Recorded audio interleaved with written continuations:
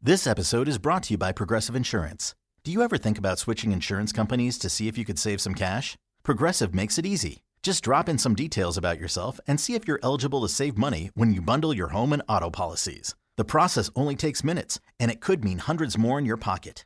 Visit Progressive.com after this episode to see if you could save. Progressive Casualty Insurance Company and Affiliates. Potential savings will vary. Not available in all states. To enjoy this episode of Forensic Tales ad-free, check us out on Patreon. Patreon.com/Forensic Tales. Forensic Tales discusses topics that some listeners may find disturbing. The contents of this episode may not be suitable for everyone. Listener discretion is advised. In November 1984, 13-year-old Candace Derksen went missing on her way home from school. Her sudden disappearance sparked one of Winnipeg's most extensive searches for a missing person, lasting 6.5 weeks. 22 years later, a man was finally arrested for her murder. However, justice is still far from being served after concerns arose over the integrity of the forensic evidence. This is Forensic Tales, episode number 251. The Murder of Candace Derksen.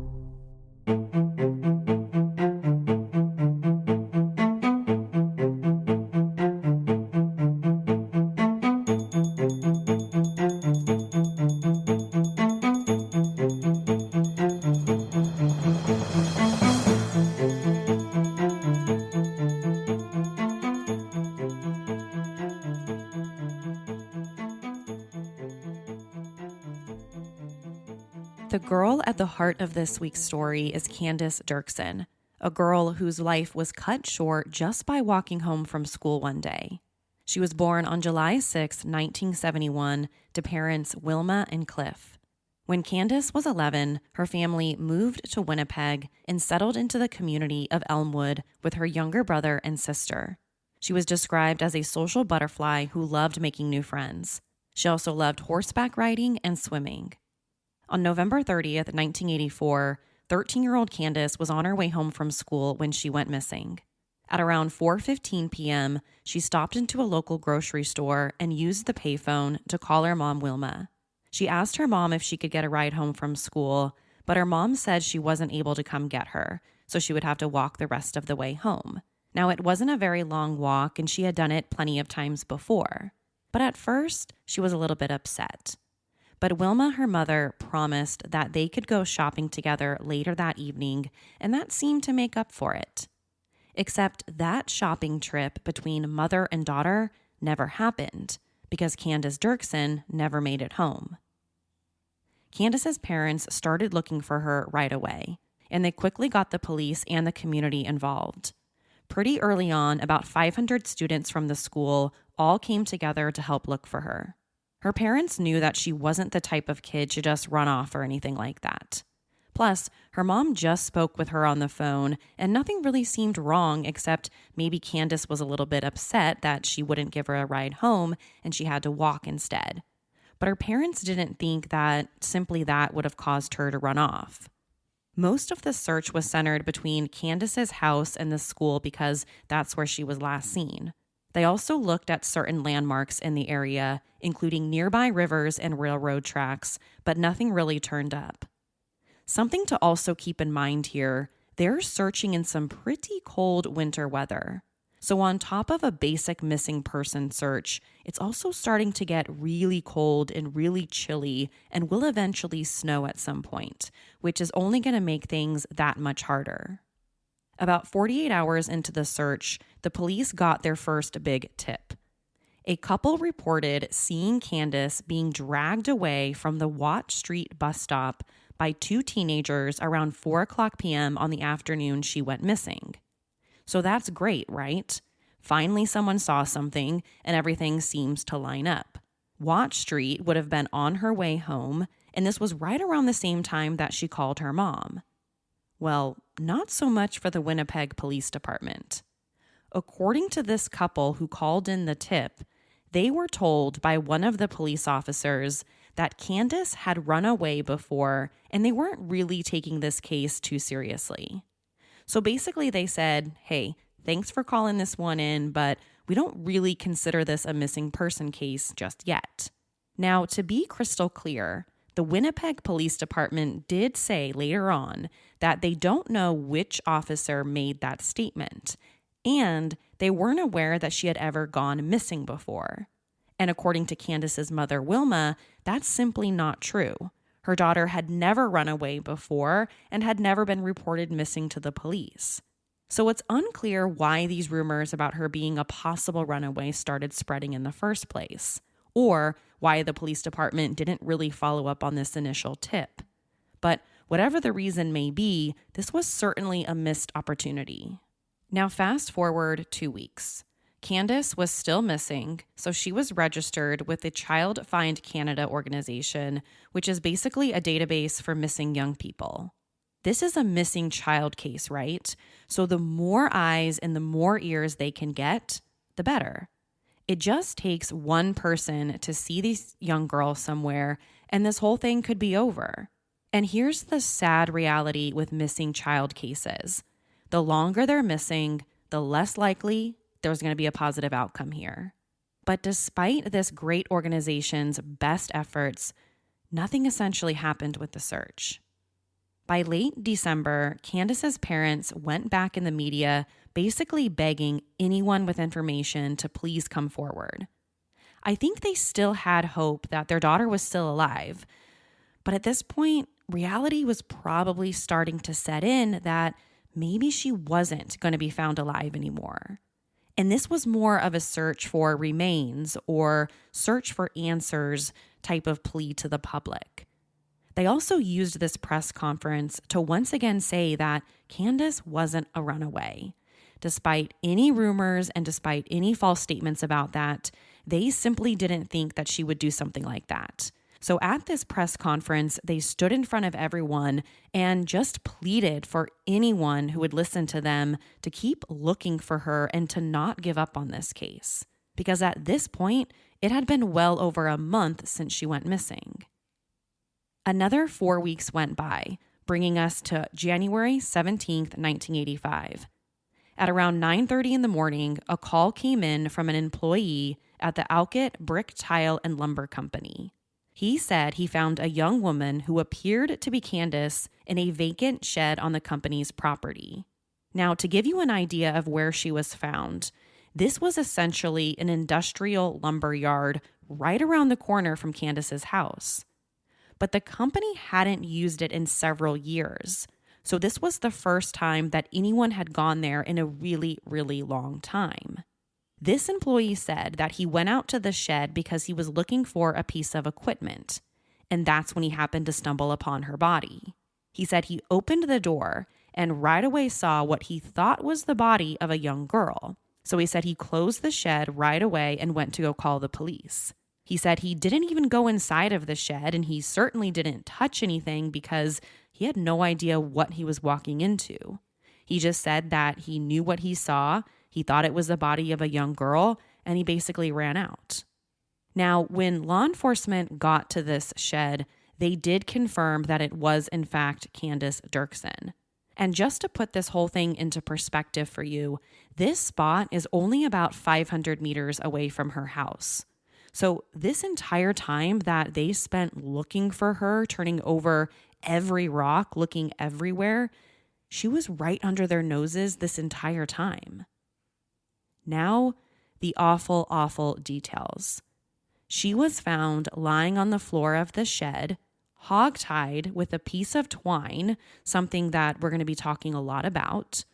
All of her clothes were on except for one missing shoe, so it wasn't immediately clear if she had been sexually assaulted or not. And based on the condition of her body, the police theorized that she was killed within hours of going missing, and her likely cause of death was hypothermia. Let's not forget, this was during the middle of Canada's winter. The temperature inside that abandoned shed could have been as low as negative 25 degrees Celsius.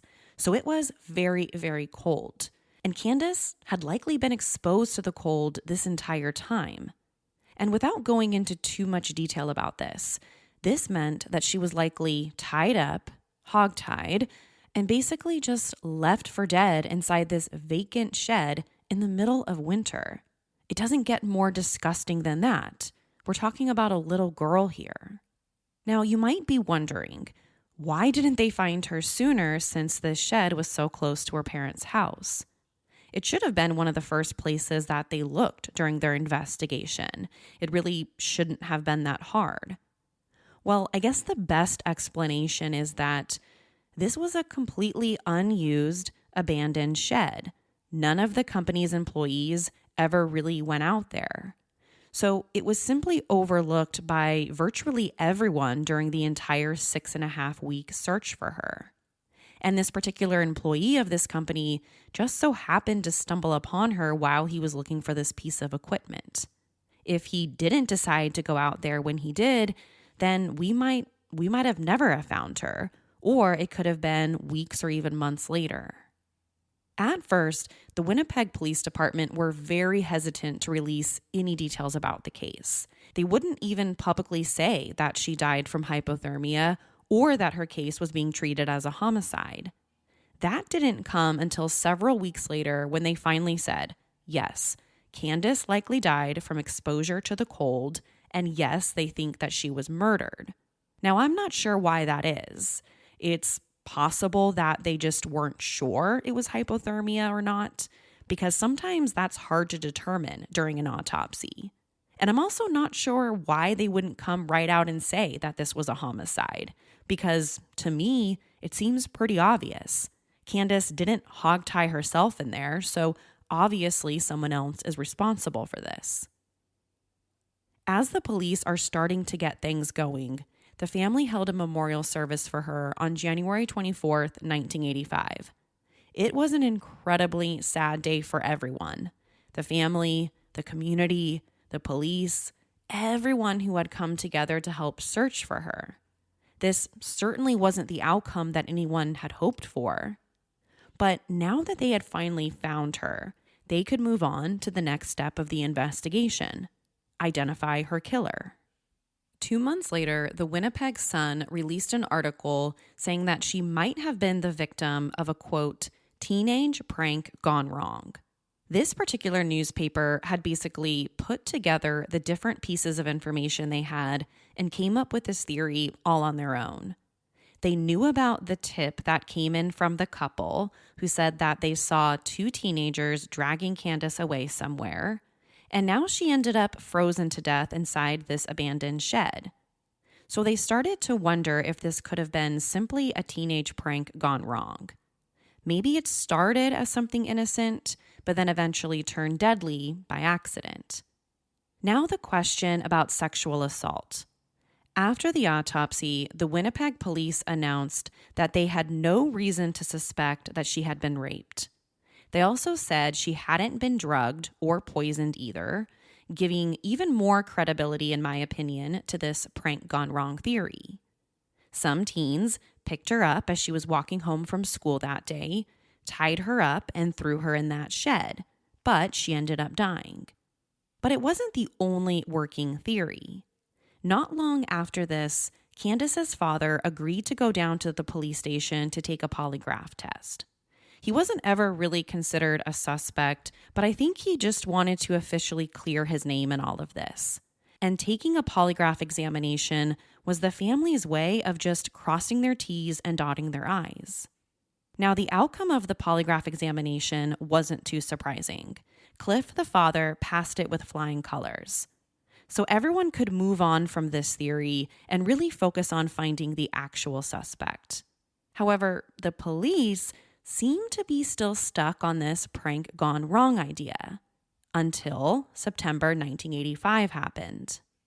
In September 1985, the year after Candace was killed, a woman walking her dog found a 12-year-old girl who was tied up to a boxcar alongside the railroad tracks.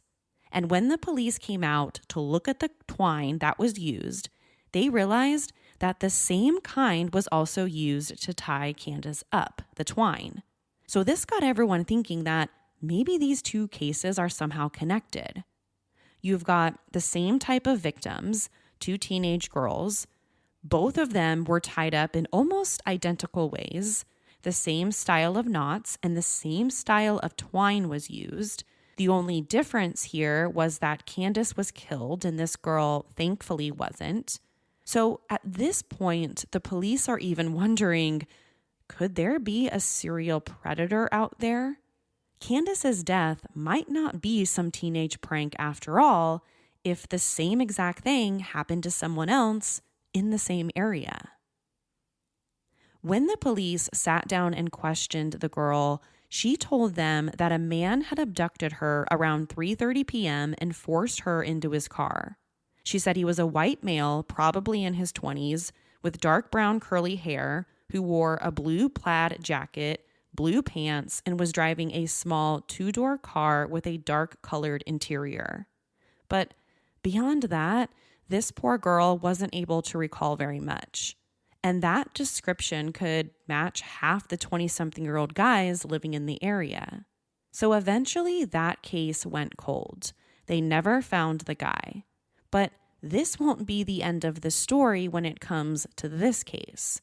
We'll talk about it a lot more later on, and you'll see why we're talking about it when we're talking about Candace's murder. So after that, many more years went by. Now it's 2001, which means DNA testing is finally available. So the RCMP tested the twine used to bind Candace and several strands of hair found at the crime scene for DNA. The hope was they were going to get a hit in the national database. But unfortunately, they didn't. All the DNA testing at this point came back inconclusive. Now the case is about 20 years old, and the family started having their doubts about whether they would ever find out what happened to her. And I think they're right for thinking this. I don't blame them. 20 years is a really long time to just sit around and wait for answers. There's even a good chance that their suspect, the person responsible for all of this, they could be dead at this point. So now fast forward again to 2007. The Winnipeg police reopened Candace's case, calling it Project Angel. And one of the first things they did was send the twine and the hair samples to a private lab called Molecular World in Thunder Bay, Ontario, to be retested. It had already been tested once back in 2001, but as we already know, those results came back as inconclusive. But now, this is finally where investigators got somewhere. According to the police reports, 3 pubic hairs were found on or near Candace's body, even though the police said she was never sexually assaulted. So right away, they knew it had to mean something. How does someone's pubic hair get on a teenage girl? They also found 4 scalp hairs that had been bleached blonde, but they weren't hers. Now, obviously, these hair samples weren't tested back in 1985 because there just wasn't good enough DNA testing back then. But now, by 2007, there was. And not only were they able to test the hairs for DNA, but this private lab, Molecular World, was even able to get a match. Then 3 weeks later came the first arrest. On May 16th, 2007, 43-year-old Mark Edward Grant was arrested and charged with Candace's murder. According to the Winnipeg police, it was his DNA found at the crime scene, the hair and the DNA that they found on the twine. He also just so happened to have bleached blonde his hair right around the same time the murder took place. Now, before we go on with the rest of this story, here's a little bit about Mark Edward Grant because I think it's important to know exactly who this character is. He's pretty much spent his entire life behind bars for one thing or another, beginning as just a teenager. And in my opinion, he's pretty much the textbook definition of a serial predator. His first sexual assault happened when he was only 14. In that particular case, he was charged with sexually assaulting a female of an undisclosed age and was sent to a youth detention center. After that, he was slapped with charges of breaking and entering, fraud, forgery, breach of parole, escaping custody, and being unlawfully at large. Now, he's an adult. and in 1988, he was charged with his first sexual assault over the age of 18. In that case, he was accused of sexually assaulting, uttering threats to, and unlawfully confining a young female. He was ultimately found guilty of all three of these charges at trial, and for that case, he was sentenced to 18 months in prison. The following year, he was back at it yet again.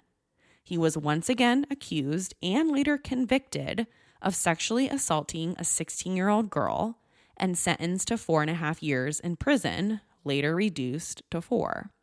And I'm still not done. Less than 2 weeks after being released, he was accused of a third sexual assault in 1994. Now aged 32, he was convicted of choking and sexually assaulting another young female of an undisclosed age. In that case, he was sentenced to the maximum penalty of 10 years minus time served. During that prison sentence, Mark Grant was up for parole several times, but the Parole Board of Canada kept denying it, saying that he was likely to reoffend, which, based on his criminal record, everything that we've already talked about, that seems pretty likely. In one of the parole hearings, the board said, quote, he had shown little progress with internalizing sex offender relapse prevention concepts, and because he took his psychiatric medications on and off, end quote. According to an article by CBC, Mark Grant was diagnosed with schizophrenia, and in the early 2000s, he was prescribed medication to control his symptoms, which included his, quote, sexual urges. But apparently, the medication wasn't working, or he just wasn't taking it like he should have been because he kept reoffending and kept reoffending. I want to mention here that Mark Grant definitely had a target and an MO when it came to his victims. Almost every single one of them was a young female girl. And although many of the victims had their ages redacted from the police reports, almost every single one of them fits this description. So for Mark Grant to now be arrested in connection with Candace's case, everything made sense with his MO and what we know about him. She would have been the perfect target for him. The only thing that doesn't fit is the sexual assault. Candace wasn't assaulted like the others, unless she actually was and the police were wrong about that. Let's also call out the fact that Mark Grant should have probably spent the rest of his life in prison. It's very clear, based on his criminal record, that he's going to reoffend time and time again. So why do we keep letting this guy out? Just so he can sexually assault someone else? Now, going back to Candace's case, according to the Winnipeg police, the hair found at the scene matched Mark Grant's, and he was arrested. His DNA was also allegedly on the twine. He would have been 21 years old at the time, and he wasn't in prison. He had already been released, so everything right now seems to line up. Even more interesting, the police arrested Mark Grant on December 7th, 1984, on unrelated charges and even questioned him about her disappearance. Now, it's unclear why he was initially eliminated as a suspect, but unfortunately he was. If the Winnipeg police knew anything about his criminal record, then it should have been a no-brainer. But unfortunately, that wasn't what happened. So on May 16th, 2007, Mark Edward Grant was officially charged with murder. His DNA was in the system because after his release in 2005, he was required to submit a sample, and that's how he was linked back to this case. And a side note, when he was released from prison back in 2005, the city of Winnipeg put out basically a community notice warning to all women and to all children about the risk of sexual violence just because of this guy. So there's no question here that he was a real threat to the community. Now, how exactly was his DNA matched to Candace's crime scene? Well, when the case eventually goes to trial, there will be a lot of issues with the DNA. But before we get to that point, let's talk about what this private lab did back in 2007. Molecular World used his mitochondrial DNA to match it to the hairs at the crime scene. This is DNA from his mother. They also found his DNA on the twine. To make sure they had the right guy, the police followed him around for a few weeks until he spit on the sidewalk and they could get a second sample. And if that still wasn't good enough, the police even went as far as to get a DNA sample from one of his siblings. And all of that came back as a match, according to this private lab. So you're probably thinking this was a slam dunk case. Case closed, DNA matches. What more is there to talk about? Well, not so fast, because the credibility of the DNA evidence is about to come under major scrutiny. Mark Grant's trial finally began on January 17th, 2011, after several years of delays and 26 years to the day after Candace's body was found. The Crown had hoped that they would be able to talk about all of his previous convictions for sexual assaults of other young girls. But unfortunately, the judge in this case said that they weren't allowed to. So the jury never heard about how many times he was arrested and how many times he was convicted of this very thing. Now, I think that's a massive loss here because telling the jury about his past sexual assaults of young girls would have definitely helped to paint a picture of who this guy really was and talk a lot about his MO.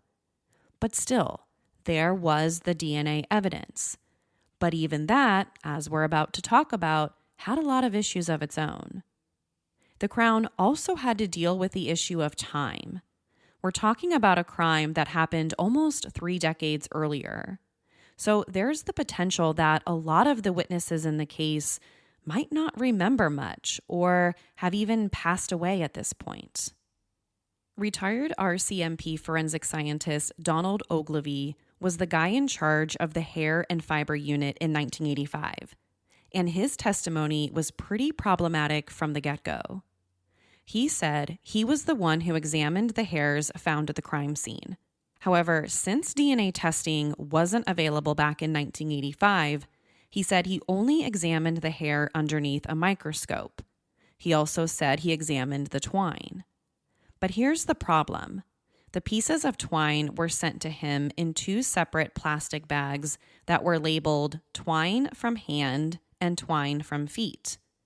However, when the twine was originally collected from the crime scene, so from the shed, it was placed in a box. So sometime after being in a box, it was then transferred to 2 separate plastic baggies. Well, on cross-examination, the defense said, "Hold up a minute. If you found DNA on the twine years later, isn't it possible that the DNA could have been contaminated during this move from the box to the plastic baggies?" Well, this is what he said, quote, this is the expert, the scientist, quote, "I have no knowledge of how clean the box is or how sterile or how well it was sealed. I never examined it," end quote. And it gets worse. He said he didn't remember if he wore a hairnet or not while examining the twine or the hair samples. He said he only remembered wearing gloves. He also couldn't say if his exam table was completely clean or sterile or not. So let's pause there because I can already hear you sighing. This already sounds like an absolute dream for Mark Grant's defense attorneys. Here's one of the Crown's star forensic experts who is basically saying the DNA evidence might be contaminated, or at the very least, compromised in some way. And this guy wasn't even the one who tested the twine or hair for DNA. We already know that hair analysis underneath a microscope alone isn't exactly reliable. So let's get to that part right now. Scientists from the private lab testified to the DNA testing that was done in 2007. And just for context, this private lab is the first accredited lab in Canada to do mitochondrial DNA testing, so that's pretty groundbreaking. Well, their scientists said that it was for sure Grant's DNA on the hair and on the twine. They basically said there was a 1 in 500 million chance that it could belong to someone other than him. So 1 in 5 million chance. Those are pretty good odds, right? Yes, the original detective who handled the hair probably didn't handle it in the right way, but now this company who tested it in 2007 is saying, no, it's still a good sample and the DNA still matches Grant with a really high probability. Again, 1 in 500 million. Now the defense only called one witness to talk about the DNA, and it was a retired genetics professor who said that the DNA analysis in this case was just bad science in his expert opinion. He testified that the lab in 2007 excluded data that might have led to false conclusions about the DNA. So you have the state's experts saying that the hair matches Grant, and the defense is saying it might have been contaminated and that the hair analysis that was done in this case is just bad science. You also have the defense saying that Mark Grant was physically and sexually abused as a child, and he hadn't been arrested for 18 months prior to Candace's murder. So which side would the jury believe? Yes, the DNA evidence is certainly compelling, but what if it might have been tampered with, or what if it might have been contaminated? The original DNA tester himself even said that he couldn't be sure whether he examined the hair on a clean table or not. That's kind of a problem, if you ask me. Well, on February 18th, 2011, after 3 days of deliberation, the jury found Mark Grant guilty of second-degree murder.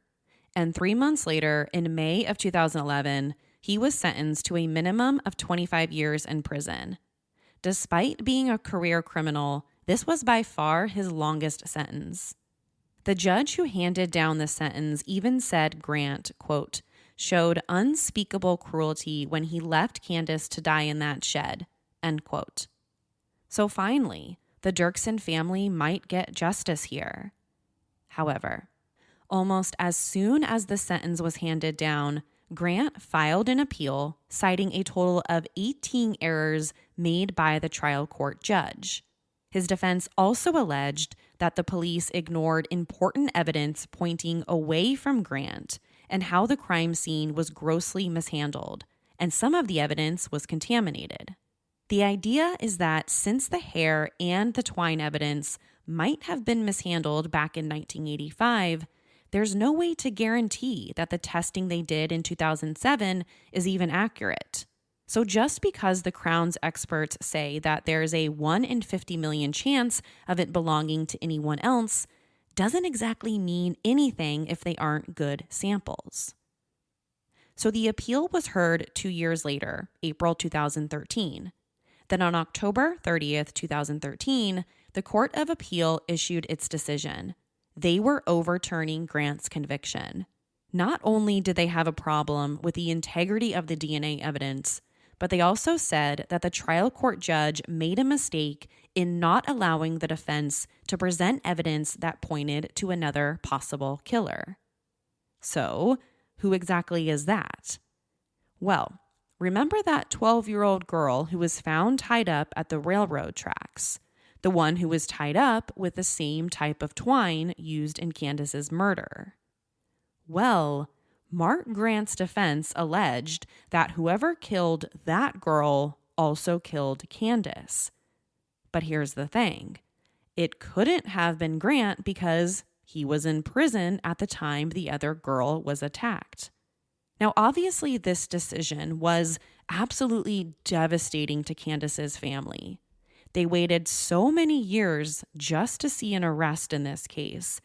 And now the person that they believed was responsible had their conviction overturned. So the Crown appealed the appellate court's decision, and a Supreme Court hearing was scheduled for November of 2014. But in March of 2015, the Supreme Court of Canada upheld the ruling, which meant the Crown had no choice but to announce that they would seek a new trial against Grant. They would have to start all over again. And that's exactly what happened 2 years later in 2017. On January 16th, 2007, Mark Grant's second trial began, 1 day shy of the 32nd anniversary of Candace's body being found. This time, the defense opted for a bench trial. They didn't want to argue their case in front of a jury, probably because a jury had already convicted him. So they probably thought that they would have a better chance if only a judge was going to decide. Just like the first trial, the key piece of evidence for both sides was the DNA. The Crown continued to say that only Grant's DNA was found at the crime scene, the hair, and on the twine, and the defense continued to argue that it wasn't preserved properly and therefore couldn't be trusted. Time and time again, experts for the Crown said that they couldn't remember if they wore gloves or not, and the hair samples and twine were stored in paper baggies, not exactly the best thing. They didn't even have a record of how many people had touched it over the years. One expert from the RCMP testified that the twine was placed in 7 different tubes. 7. But admittedly, at least one of these tubes was in fact contaminated. So I think you get the point here. Now, to be completely fair, there weren't any standardized DNA protocols back in 1985. So everything the police did in this case was basically accepted back then. There just weren't any DNA protocols. And a lot of these procedures didn't change until many years later. But of course, now all of this is going to be a problem. Now, the defense also got the opportunity to talk about that other attack. And here's what they had to say about it. They said both cases were extremely similar. The same type of victim and the same type of twine and knots were used, basically suggesting that both of these crimes were committed by the same person.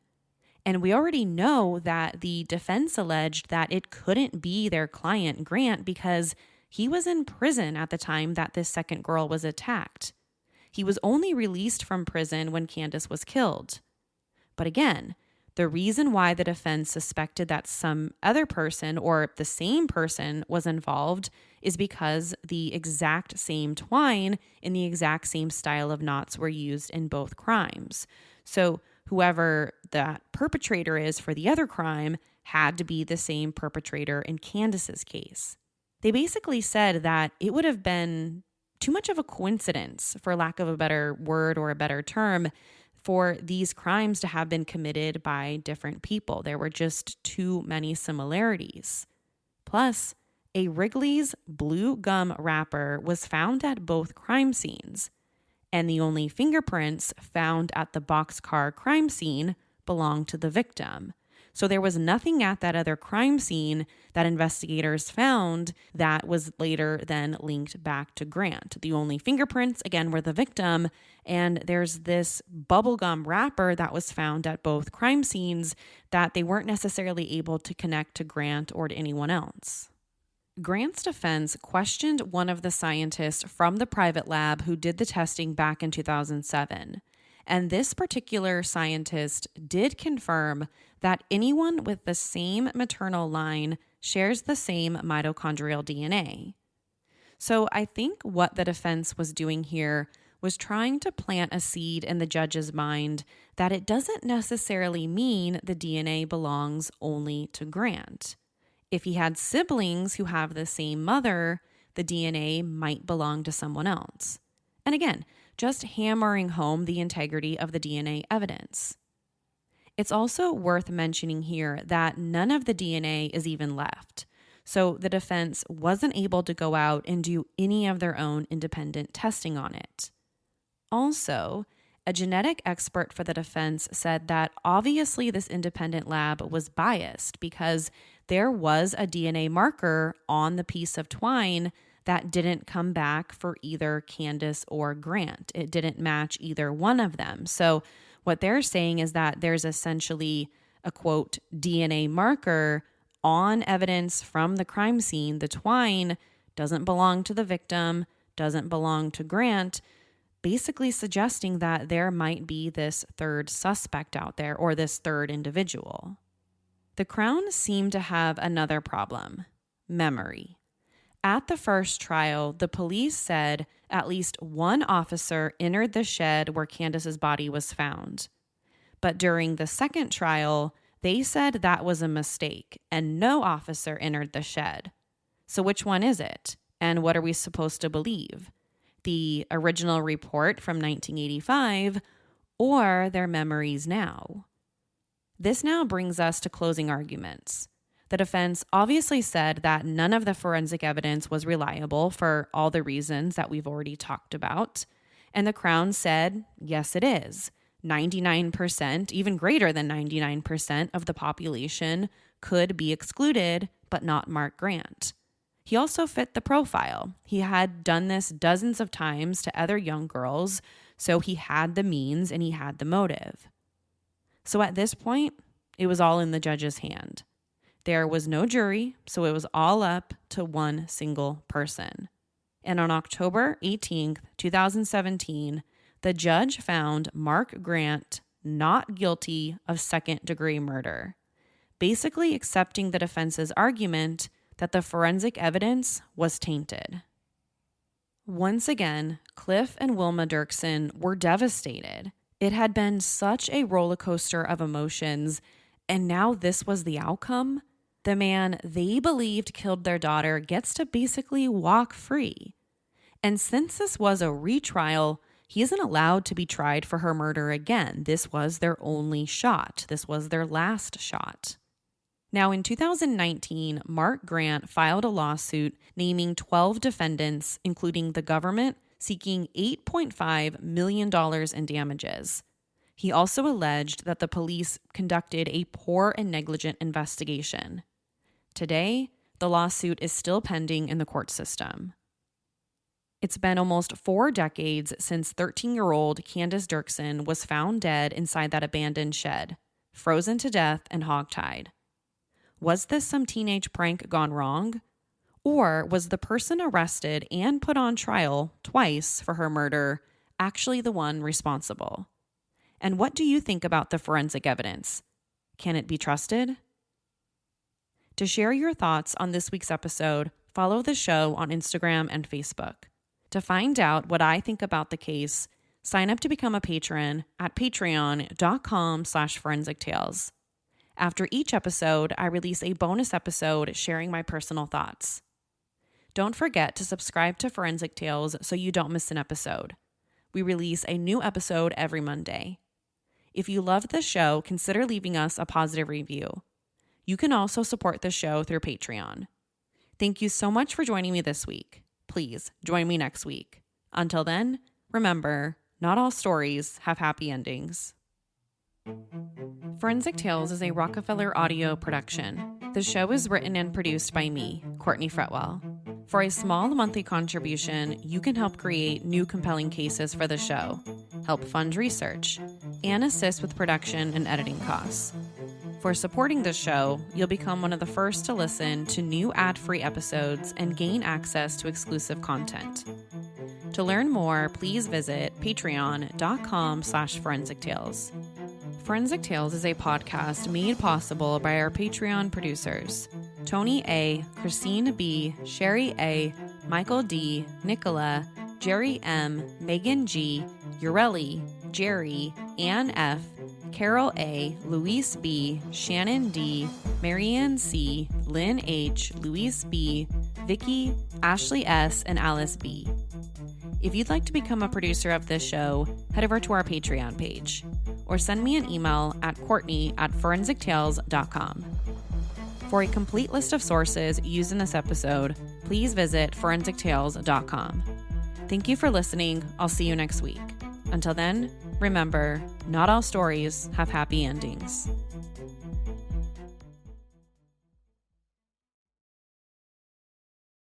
This episode is brought to you by Progressive Insurance. Do you ever think about switching insurance companies to see if you could save some cash? Progressive makes it easy. Just drop in some details about yourself and see if you're eligible to save money when you bundle your home and auto policies. The process only takes minutes, and it could mean hundreds more in your pocket.